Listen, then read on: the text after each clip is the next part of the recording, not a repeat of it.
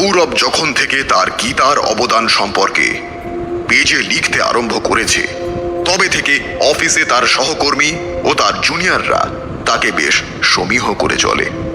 বিশেষ করে যবে থেকে গৌরব আর্থিক সাফল্যের ব্যাপারে লেখা শুরু করেছে, মানুষজন আরো বেশি ফলো করছে তার পেজটাকে।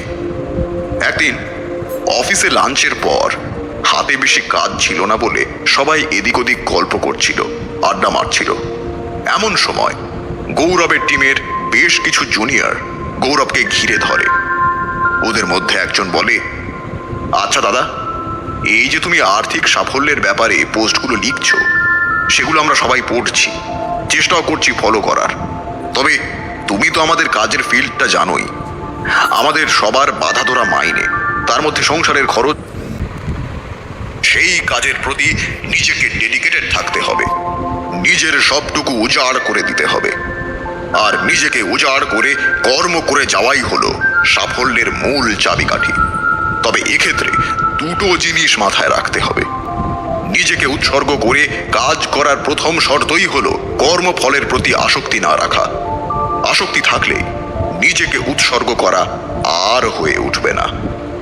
গীতায় ভগবান শ্রীকৃষ্ণ এই বিষয়ে একটা সুন্দর শ্লোক দিয়ে বর্ণনা করেছেন। তিনি বলেছেন, তস্মাদ সক্ত সততং কার্যং কর্ম সমাচর, আসক্ত হ্যাচরণ কর্ম পরমাপ্নতি পুরুষ। অর্থাৎ কর্মফলের প্রতি আসক্তি রহিত হয়ে কর্তব্য কর্ম সম্পাদন করো। অনাসক্ত হয়ে কর্ম করার ফলেই মানুষ পরতত্ত্বকে লাভ করতে পারে। এটাকে যদি সহজভাবে বলি, তাহলে এখানে পরতত্ত্ব কথার অর্থ সাফল্য।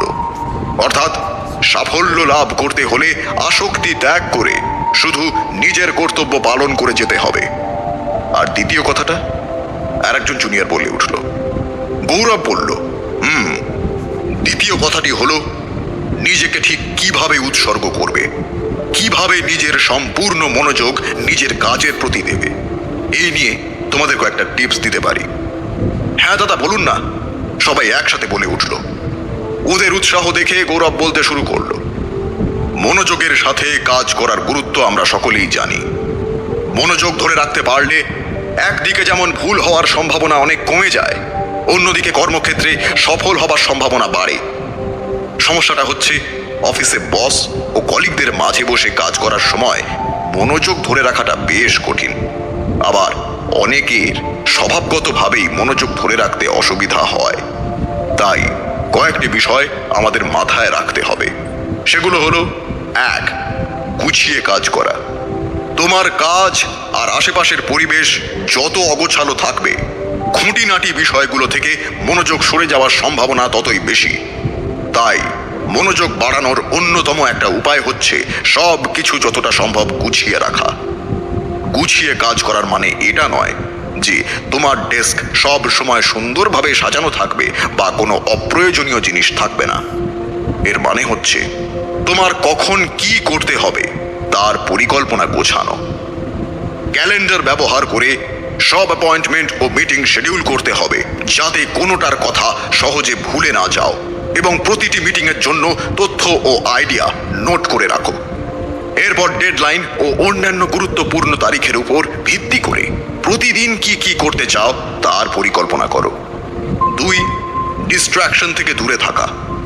মোবাইল ফোন থেকে শুরু করে পাশের ডেস্কে বসা কলিগ পর্যন্ত কাজের সময় আমাদের মনোযোগ আকর্ষণ করার জিনিসের অভাব হয় না।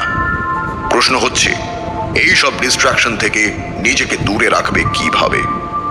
আমরা অনেকেই অফিসে খোলামেলা পরিবেশে অনেক মানুষের মধ্যে বসে কাজ করি। ফলে দেখা যায় সব সময়ই কেউ না কেউ কথা বলছে অথবা হাঁটা চলা করছে। তোমাকে নিজেকে এই সব কিছু থেকে মানসিকভাবে আলাদা করতে শিখতে হবে, যাতে তুমি কাজের দিকে সম্পূর্ণ মনোযোগ দিতে পারো। এছাড়াও মোবাইলে নোটিফিকেশন বন্ধ রাখা অথবা মোবাইল দূরে রেখে কাজ করতে বসা, ডেস্কটপে ইমেল ও মেসেজ নোটিফিকেশন বন্ধ করে রাখা, এই সবও কাজ থেকে হঠাৎ মনোযোগ সরে যাওয়ার সম্ভাবনা অবশ্যই কমাবে।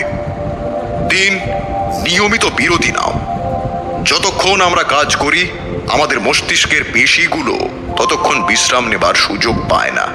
ফলস্বরূপ এই পেশিগুলো ক্লান্ত হয়ে পড়ে এবং যে কোনো কাজে সম্পূর্ণ মনোযোগ দেওয়ার ক্ষমতা হারিয়ে ফেলে। প্রতিদিন টানা 8 ঘন্টা করে কাজ করা কারোর জন্যই বাস্তবসম্মত নয়, বরং এতে বার্ন আউট হওয়ার সম্ভাবনা থাকে অনেক বেশি। তাই মনোযোগ ধরে রাখার ক্ষমতা বাড়াতে অবশ্যই প্রয়োজন পর্যাপ্ত বিশ্রাম এবং নিয়মিত বিরতি নেওয়া।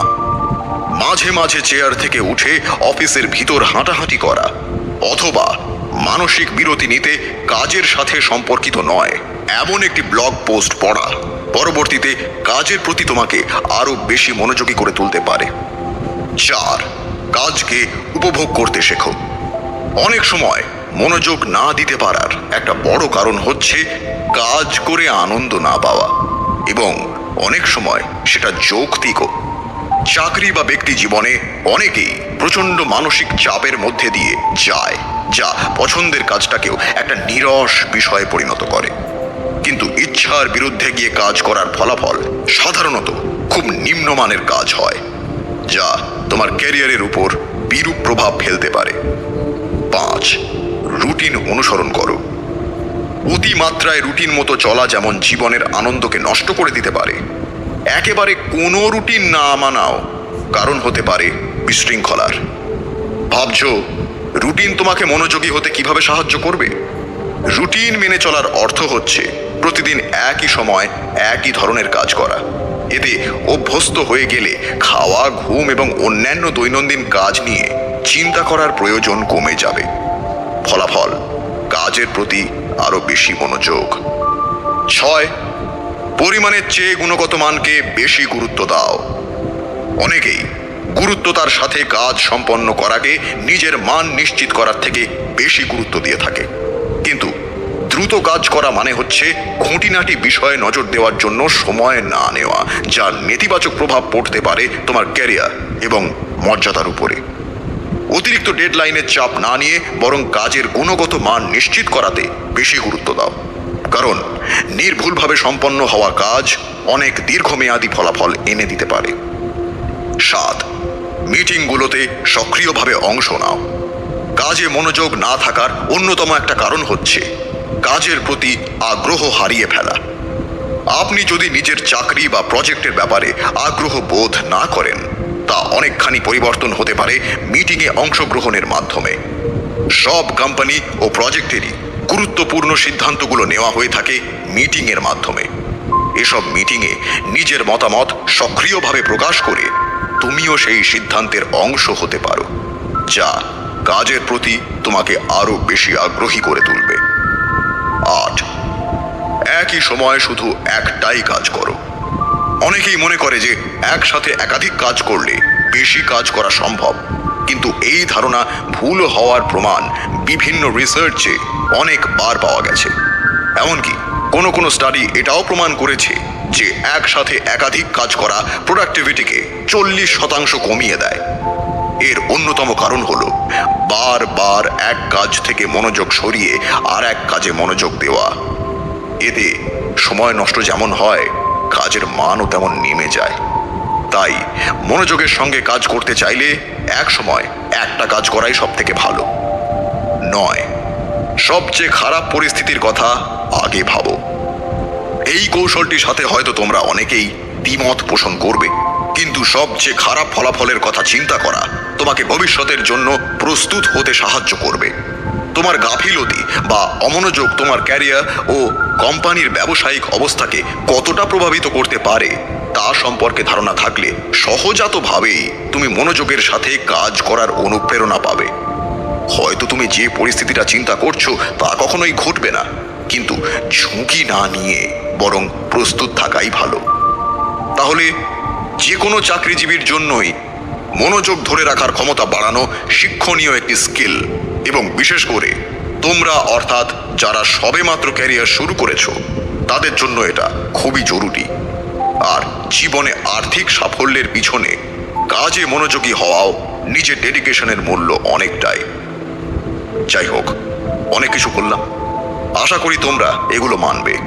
আর আমাদের সকলের সাথে তো ভগবান শ্রীকৃষ্ণ রয়েছেনই, তিনি সকলের মঙ্গল করবেন। যাও, এবার কাজে যাও, আমিও বাকি কাজটুকু সেরে নিই। এই বলে গৌরব নিজের কাজে মন দিল, আর বাকিরাও গৌরবকে ধন্যবাদ জানিয়ে নিজেদের ডেস্কে ফিরে গেল।